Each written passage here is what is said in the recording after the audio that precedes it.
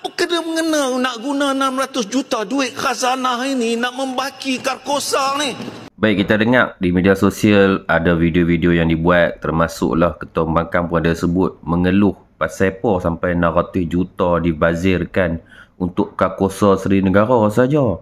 Tak, sebenarnya cerita dia macam ni. Relax dulu, janganlah cepat sangat hentam pembentangan belanjawan dalam masa yang singkat tu, tak boleh nak cerita detail semua. PMX umum dalam belanjawan 2026 bahawa Khazanah Nasional akan melabur 600 juta untuk kerja-kerja pemuliharaan bangunan bersejarah. Pengarah urusan Khazanah, Datuk Amirul Faisal Wan Zahir, menegaskan pelaburan ini adalah sebahagian daripada inisiatif Warisan KL. Matlamat dia nak giatkan semula warisan ibu kota, nak takrifkan semula peranan Kuala Lumpur sebagai hub budaya dan ekonomi, dan menghubungkan sejarah Malaysia dengan masa depan yang kreatif dan juga progresif. Projek ni dia bukan semata-mata nak baik pulih bangunan lama, tapi dia sebagai pemangkin pembangunan ekosistem budaya, pelancongan, ekonomi bandaraya. Dan benda ni boleh memberi nilai jangka panjang kepada negara kita dengan memperkukuhkan daya tarikan pelaburan, pelancongan,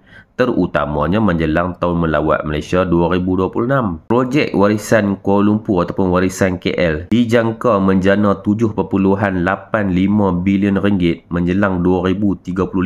Jadi antara lokasi utama projek ni termasuklah kawasan warisan Dataran Merdeka, Karkosa Seri Negara, Merdeka 118, Memorial Tun Abdul Razak dan stesen kereta api Kuala Lumpur. Bukan 600 juta untuk Karkosa saja. Jangan anggap dia membazir sebab dia sebahagian daripada strategi menyeluruh khazanah. Jadi inilah sebenarnya komitmen kerajaan khazanah untuk nak hubungkan sejarah dengan masa depan, untuk pastikan negara kita ni dia bersedia nak menghadapi cabaran ekonomi global.